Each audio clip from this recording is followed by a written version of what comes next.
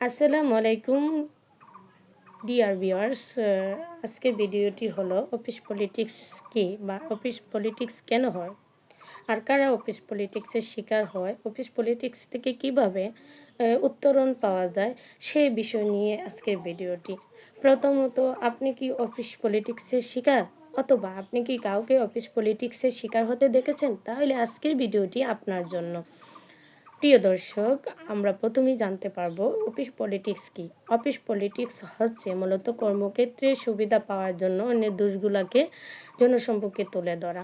কেন office politics করা হয় হয় তাকে বঞ্চিত করা হচ্ছে এমন ধারণা থেকে। 2, সিনিয়রদের প্রশংসা পাওয়ার আশায়। 3, কাজ না করে ক্রেডিট নেওয়ার আশায়। 4, অন্যের শ্রদ্ধা পাওয়ার আশায়। 5, চাকরি রক্ষার জন্য ইত্যাদি। অফিস পলিটিক্সের প্রকারভেদ: পরচর্চা করা।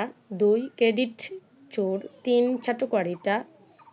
4, অন্তর্গত। 5, দোষ আরোপ খেলা, ব্লেম গেম যেটাকে বলে। 6, ব্যক্তিগত সম্পর্কের ব্যবহার, use of personal relation. Office পলিটিক্সের ফলে কি হতে পারে বা কি হয়? 1, কর্ম পরিবেশ নষ্ট হয়। 2, কর্মীদের কাজের মনোযোগ হ্রাস পায়। 3, কর্মীদের মধ্যে ভুল বোঝাবুঝি সৃষ্টি হয়। 4, মানসিক চাপ বৃদ্ধি পায়। 5, সামগ্রিক উৎপাদনশীলতার হ্রাস পায়। 6, ভুল তথ্যের সরবরাহ করা হয়। 7, কর্মীর সুনাম নষ্ট হয়। 8, প্রতিষ্ঠানের সুনাম নষ্ট হয়। এইগুলো হচ্ছে অফিস পলিটিক্সের ফলে হয়ে থাকে।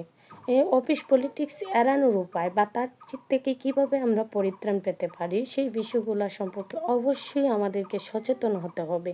প্রথমত, পরচর্চা থেকে দূরে থাকতে হবে। দ্বিতীয়ত, প্রতিটি বিষয়ে অযৌক্তিক প্রতিক্রিয়া না দেখানো। তৃতীয়ত, ক্ষুদ্র বিষয়ে বাকযুদ্ধ না করা। 4, শুধু জনপ্রিয় বিষয়ে না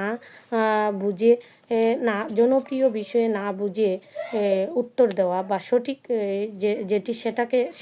সেটি বলা। 5, মুদ্রার উভয় পৃষ্ঠা দেখে কাজ করা। 6, অন্যের কাজে হস্তক্ষেপ না করা। 7, শুধু অন্যের দোষ না খোঁজা। 8, অন্যের গোপনীয়তা রক্ষা করা। 9, দোষারোপ খেলা বা ব্লেম খেলা না করা। 10, অফিসিয়াল আলোচনাকে ব্যক্তিগতভাবে না নেওয়া। প্রিয় দর্শক, সর্বোপরি আমরা যেটা বুঝতে পারি, অফিস পলিটিক্সের শিকার থেকে মুক্তি পাওয়ার জন্য আমাদেরকে যেগুলো অবলম্বন করতে হবে বা যেগুলোকে মেনে চলতে হবে সেগুলো আগে আমাদেরকে আয়ত্ত করতে হবে। তাহলেই আমরা অফিস পলিটিক্সের শিকার না হতে পারি। কিন্তু কিছু কিছু মানুষের ক্ষেত্রে সে সবগুলো মেনে থাকার পরেও অফিস পলিটিক্সের শিকার হয়। কেন হয়? সেগুলো হচ্ছে আপনার প্রমোশন অথবা আপনার ঊর্ধ্বগতি, আপনার সুনাম, আপনার শারীরিক সৌন্দর্য, মানসিক প্রগতিশীলতা, অথবা অফিসের সবাই আপনাকে পছন্দ করে। এই জায়গা থেকে উভয় পক্ষের আরেকজন তাকে পছন্দ করে না বা সে সেরকমভাবে নিজেকে প্রতিষ্ঠিত করতে পারেনি, সেদিক থেকেও আপনি পলিটিক্সের শিকার হইতে পারেন। কারণ আপনার ভালো দিকগুলা অন্য কেউ সহ্য নাও করতে পারে। তাই সব সময় নিজেকে নিয়ন্ত্রণ রাখার জন্য, নিজেকে নিয়ন্ত্রণ করার জন্য সবার সাথে মিলেমিশে চলে আপনার বন্ধুত্বর দিকটা সঠিক রেখে, বন্ধুত্ব রূপেও আপনার মধ্যে যে শত্রুগুলা ঢুকে বা প্রবেশ করতে পারে সেগুলা সম্পর্কে অবশ্যই সচেতন থাকতে হবে। যদি আপনি সচেতন থাকেন তাহলে অফিস পলিটিক্সের শিকার থেকে পরিত্রাণ পেতে পারেন।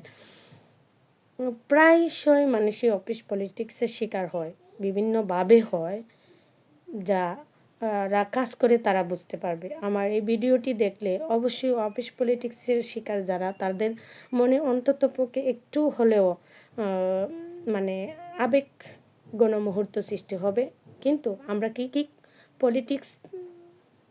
কি না করলে পলিটিক্সের শিকার হব না সেটা আগে আয়ত্ত করতে হবে, তাহলেই আমরা এই থেকে পরিত্রাণ পাবো।